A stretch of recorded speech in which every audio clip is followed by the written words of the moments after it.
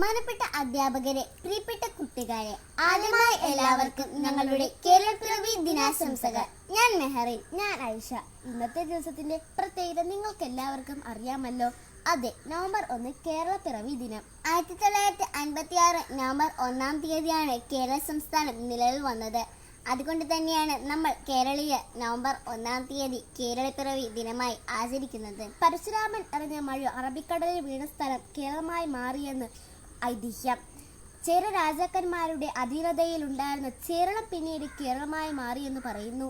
India സ്വാതന്ത്ര്യം നേടിയതിനു ശേഷം ഐക്യ കേരളത്തിന് വേണ്ടിയുള്ള പ്രക്ഷോഭം ശക്തിപ്പെട്ടതിനെ തുടർന്ന് ഭാഷാടിസ്ഥാനത്തിൽ സംസ്ഥാനങ്ങളെ പുനഃസംഘടിപ്പിക്കാനുള്ള ഇന്ത്യ ഗവൺമെന്റിന്റെ തീരുമാനപ്രകാരം തിരുവിതാംകൂറും മദ്രാസ് പ്രസിഡൻസിയുടെ ഭാഗമായിരുന്ന മലബാർ പ്രദേശങ്ങളുമെല്ലാം കൂട്ടിച്ചേർത്തുകൊണ്ട് 1956 നവംബർ 1 കേരളം എന്ന സംസ്ഥാനം രൂപീകരിച്ചു.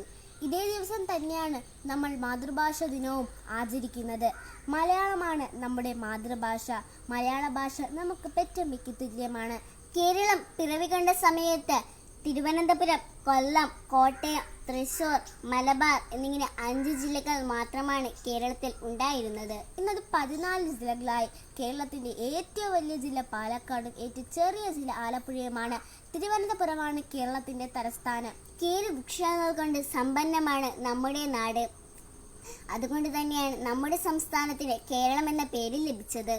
കഥകളിയുടെയും കേളിക്കൊട്ടിന്റെയും തെയ്യത്തിന്റെയും നാടാണ് നമ്മുടെ കേരളം. കേരളത്തിന്റെ ഉത്സവങ്ങൾ ഇവിടുത്തെ ജനങ്ങളുടെ സംസ്കാരത്തെയും ഒത്തൊരുമയെ സൂചിപ്പിക്കുന്നു. നാനാജാതി മതസ്ഥർ ഇവിടെ ഐക്യത്തോടെ കഴിയുന്നു. മലയും പുഴയും കടലും പാടങ്ങളും കൊച്ചരുവികളും കൊണ്ട് പ്രകൃതി രമണീയമാണ് നമ്മുടെ നാട്. കേരളത്തെക്കുറിച്ച് എത്ര വർണ്ണിച്ചാലും മതിയാവില്ല. അതുകൊണ്ട് തന്നെയാണ് ദൈവത്തിന്റെ സ്വന്തം നാട് എന്ന് കേരളത്തെ വിശേഷിപ്പിക്കുന്നത്. കേരളത്തിന്റെ പ്രകൃതി സൗന്ദര്യവും കലാരൂപങ്ങളും വിനോദസഞ്ചാരികളെ ഇവിടേക്ക് ആകർഷിക്കുന്നു. ഇന്ത്യയിൽ സാക്ഷരതയിലും ആരോഗ്യ രംഗത്തും ഏറെ മുന്നിട്ട് നിൽക്കുന്ന സംസ്ഥാനമാണ് നമ്മുടേത്. കൽപ്പവൃക്ഷമായ തെങ്ങ് ഔദ്യോഗിക വൃക്ഷവും ആന ഔദ്യോഗിക മൃഗവും കണിക്കൊന്ന ഔദ്യോഗിക പുഷ്പവും വേഴാമ്പൽ ഔദ്യോഗിക പക്ഷിയുമാണ്. കേരളത്തിന്റെ 64ാം പിറന്നാൾ ആഘോഷിക്കുന്ന ഈ അവസരത്തിൽ നമ്മുടെ കൂട്ടായ്മയെയും ഐക്യവും നമുക്ക് തുടരാൻ ശ്രമിക്കാം. മലയാള സംസ്കാരത്തെ ആദരിച്ചുകൊണ്ടും മലയാള ഭാഷയെ സ്നേഹിച്ചുകൊണ്ടും നമ്മുടെ നാടായ കേരളത്തിന്റെ അതുവഴി ഇന്ത്യയുടെയും വളർച്ചയ്ക്കായി നമുക്ക് പ്രയത്നിക്കാം. നന്ദി, നമസ്കാരം.